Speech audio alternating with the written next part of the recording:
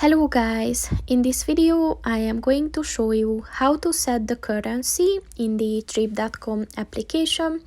But first I just want to mention, don't forget to subscribe to my channel, because at 10,000 subscribers I am going to show you my whole YouTube revenue statistics and growth strategy, as well as how to make money online.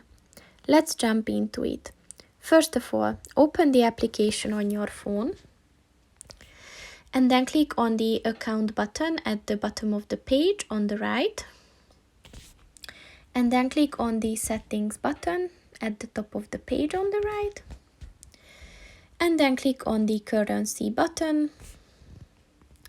And if you scroll down, you will see all the available type of currencies that you can set within the application. So just click on the one that you want to use, and it is set.